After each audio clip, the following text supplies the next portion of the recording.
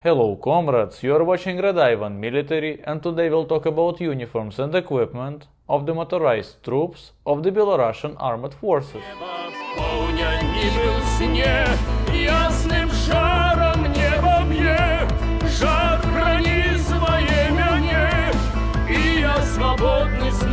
But before we begin, don't forget to like this video, subscribe to my channel and subscribe to my Instagram. It's important to note that getting your hands on the uniform and gear of the armed forces of the Republic of Belarus is quite difficult. So what I have is a mix of equipment from before and after 2019. However, since such a mix does exist in the actual army, this review can still be considered relevant. Additionally, in some parts of this review, I will be assisted by Alexei from the Alex Armory channel. Big thanks to him for that. And let's start with the headgear. When the digital camouflage was first introduced into supply, a funny cone-shaped cap was issued. But starting with the 2019 pattern uniform, soldiers began to be receiving the BDU-style cap with an embroidered cockade reminiscent of the early Russian VKPO cap, but with Velcro adjustment on the back. To avoid the confusion, there is one thing that must be clarified. Officially, this uniform was first shown in 2019, but it entered mass production in 2020. I haven't read the official Belarusian documents, but this uniform is often referred to as the 2020 pattern. My set, for example, was also manufactured in 2020, but I will refer to this uniform as 2019. Digital camouflage first appeared in the armed forces of the Republic of Belarus back in 2009. Contrary to popular belief, it is not a copy of the Russian EMR Summer, but rather a version inspired by it. Given the visual similarity to pre-production EMR concepts, it feels like the Belarusians were allowed to copy it in their own words. The first Belarusian uniform in digital camouflage was, in traditions of 2000s, a simplified version of the Afghanka. While the jacket Skat entirely copied the Soviet version, the Belarusians even kept the plaid on the back. The trousers underwent the same simplifications that were being implemented in Russia and Ukraine during those years. The cut became less loose and cargo pockets were removed. And despite the fairly good materials used, the garment was most likely sewn in prison, in the best traditions of the 2000s. So Ivan Savin's trousers actually ripped right in the middle of the review. In 2019, the Belarusians presented the new uniform to the public, alongside with the new gear. Jacket. The collar is a stand-up style. Shoulder loops for rank insignia are buttoned down. There are two zippered chest pockets with slanted openings. The zippers don't inspire much confidence, but according to Losha, not a single one has broken so far. The pocket volume is average. Insignia, or Velcro panels for them, are sewn on manually. There's a plate in the back that provides better freedom of movement. The sleeve pockets are quite tight and close with two Velcro tabs. Under the armpits there are mesh inserts for ventilation. Elbows are reinforced. Cuffs closed with buttons. The front is secured with buttons. On the inside, both sides feature a pair of inner pockets. The outer pocket is made of fabric and has no flap. The inner pocket is waterproof and closes with Velcro by rolling the top shut. Interestingly, my uniform was sewn in 2020, but the stamp on the pocket says 2019. Trousers. Button fly, deep front pockets, elastic waistband, double belt loops for a regular trouser belt and for a wider combat belt. Currently, the Belarusian Armed Forces use a copy of the Russian VKPO trouser belt, but I believe that some units still may have leftover leather belts. The trousers have a reinforcement at the seat. There are no side cargo pockets. They calculated that skipping the cargo pockets on 7 pairs of trousers saves enough fabric for an 8th pair. The knees are reinforced. At the bottom of the legs there are drawstrings and loops called brakes. Fabric composition is 50% cotton and 50% polyester. Troops are still wearing this uniform today and probably will be for a while. However, for about a month now, word has been spreading across the media that a new uniform is being introduced in the Belarusian Armed Forces. Following the Russian lead, the Belarusians are switching to baseball-style caps, introducing combat shorts, and in one video I even spotted a new jacket that looks much closer to the classic ACU cut. T-shirts. Originally, with the earliest digital uniform, Belarusian troops wore digital t-shirts. But nowadays, everyone except for the Special Operation Forces, who wear тельняшкас, uses plain olive t-shirts. Boots. With my set, I use regular black leather Israeli boots. But let's hear from Alexei about the proper footwear used in the Belarusian Armed Forces. Boots model 1002. Also nicknamed tractors or parade boots. Why tractors? This nickname came from the distinctive sole design of these boots. They are also called parade boots because these are the boots always issued to service members participating in military parades. These boots have been in service since 2010. Originally they were issued only to officers. Soldiers wore 309 boots. Officers received model 1002 up until 2018. From 2018 onward, they began issuing them to conscripts across the board, and their issuance officially ended in 2024. More precisely, not the issuance, but the production ended. That means the boots can still be found in storage and are still being issued, but only as leftover stock. The entire boot is made from leather.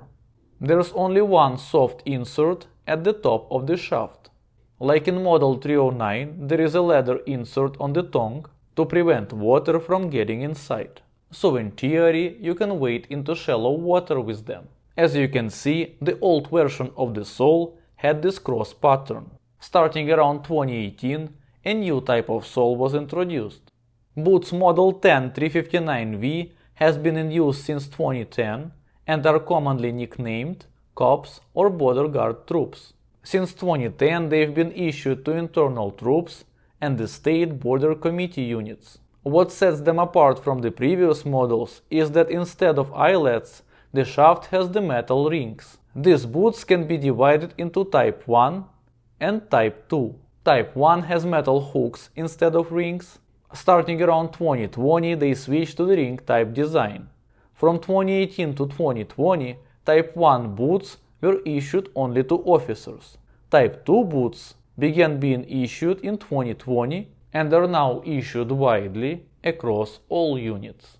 And since November 2024, as a part of standardization efforts, these boots are also being issued to conscripts in the armed forces of the Republic of Belarus. And finally, the last boots we'll look at today are model 10-15L. These have been issued since 2021 exclusively to officers of the Special Operations Forces. They feature a taller shaft, and the overall shape of the boot has been redesigned. They are still stitched construction, but the sole is now a solid one-piece unit. Instead of stitching, the sole now is directly molded. These boots are called lightweight because they are noticeably lighter than all the previous models. Load-bearing vests. The 2019 version is a dense vest with a MOLLE system and for some reason built-in foam padding. It consists of 3 connected segments. The vest attaches to a rigid outer belt using loops with snap buttons, and that outer belt is connected to a soft belt in the same way. The snaps are of very poor quality. 6 of them were broken on mine. The soft belt has MOLLE webbing, but it mostly blocked by the outer belt, making it awkward to use. The vest zips up at the front and has 3 asymmetrically placed quick-release buckles. Their placement makes it hard to properly attach a magazine pouch. The belt also uses a quick-release buckle. You adjust fit using 2 buckles on each side, and the height is adjusted using shoulder straps. The pouch set depends a lot on the specialty and the year of production. Before they've been issuing 2 utility pouches, now it's typically just 1, sometimes you get 4 grenade pouches, sometimes just 2. Lately they started issuing ROP flares, radio and smoke pouches. My set, as far as I know, is a standard configuration. It includes 4 pouches, each for a single AK magazine. The original Velcro is already worn out. 2 grenade pouches. 1 pouch for Vogue 25 grenades. It holds 5. A utility pouch on the back with a zipper. A pouch on the belt for the standard infantry entrenching tool MPL-50. Unexpectedly a dump pouch. And a canteen pouch. The vest is uncomfortable, poorly designed, and of very low quality. No wonder it's rarely used in the army. Soldiers usually just attach their pouches directly to the body armor. Body armor. I've got the standard issue Rubin vest. Rubin means ruby. I first came across Rubins in the Belarusian industry catalogs from around 2014. According to the Alex Armory channel, olive-colored Rubins with quick-release system were tested in units around 2016-2017. The version in Belarusian digital camouflage, like mine, has been in production since around 2017-2018.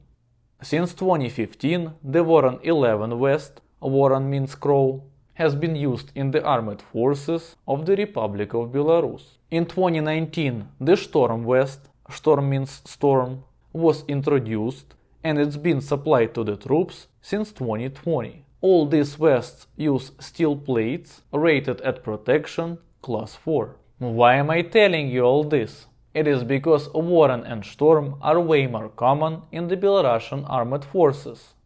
But I managed to get Rubin, so today we'll discuss Rubin.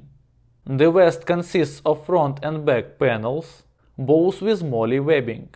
There are external plate pockets with V-shaped retention strap to secure the plates. What's cool is that on the outside of the pocket there's a built-in anti-ricochet padding. Yeah, this weird white stuff. I don't have the plates themselves, but here's what they look like. I tried fitting a Russian granite size 2 plate, but it didn't fit.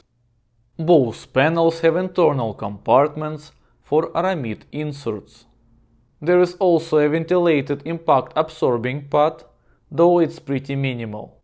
But at least it's removable, so you can replace it with something better, if they'll let you. The cummerbund has moly webbing and a pocket for side plates and aramid, though I never got the aramid. The vest fastens with Velcro, somewhat similar to US vests from the 2000s, except the front flap is much longer and folds under the front when closed.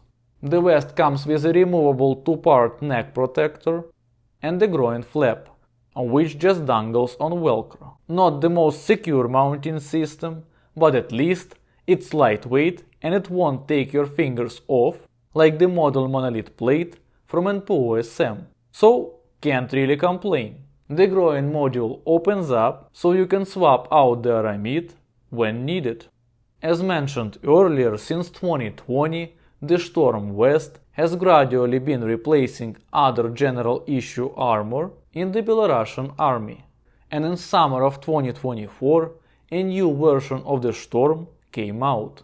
It's made from different fabric, lacks a waist belt and comes with pouches, 4 double AK magazine pouches and a bayonet pouch. So what about the helmets? Let's turn to Alexei from the Alex Armory channel. Helmets used by the armed forces of the Republic of Belarus.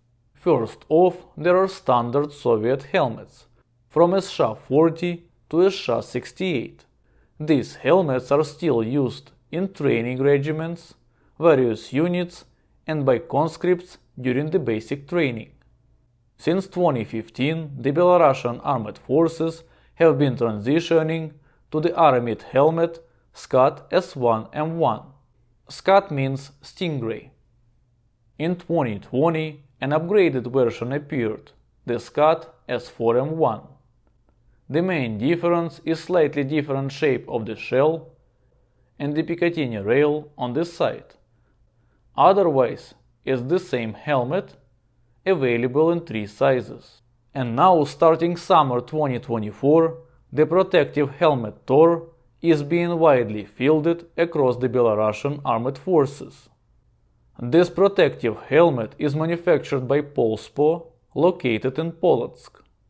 So this is currently the most modern helmet in the Belarusian service. As you can see, it has Team Wendy style suspension system, and just like a Skat, it has a Picatinny rail on the left side. The helmet is a mid-cut. There is also a full-cut version used by various special operations units. Unfortunately, I couldn't get my hands on a Skat S4M1, so I'm using this classic Russian 6B47 as a stand-in. Now, despite both helmets being made by Armacom and the Skat S4M1 being marketed as an export version of the 6B47, that's not exactly true. The shell of the Skat S4M1 is more similar to the 6B7-1M, but it has a night vision mount like the 6B47 and the Picatinny rail.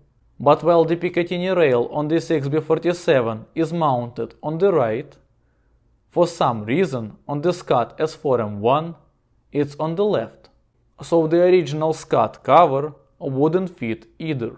So special thanks to Alexei, who crafted this custom cover for my helmet, which has all features of the Skat S4M1 cover, but fits 6B47 helmet.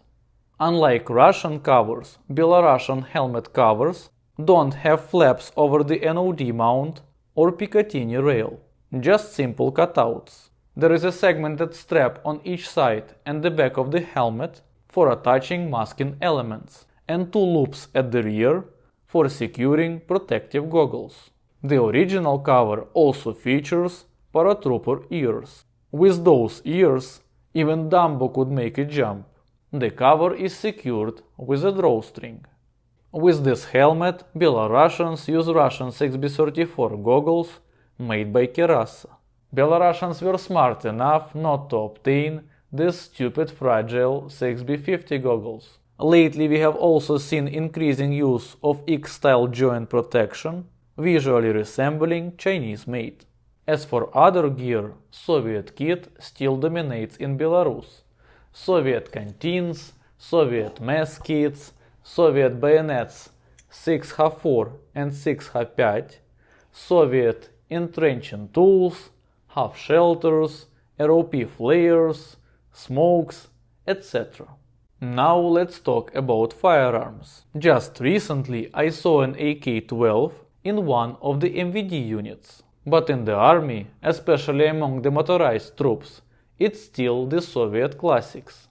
AKS-74, AK-74, AKS-74U, RPK-74 and PKM machine guns, SVD sniper rifles, RPG-7 grenade launchers, and Makarov pistols carried in traditional Soviet leather holsters.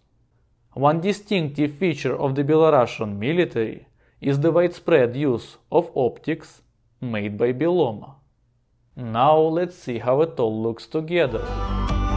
Я свободный от маны, от кохання і хлусні, кротко зайняв долі, от гэтых ланцюгов, от добрых і от злих.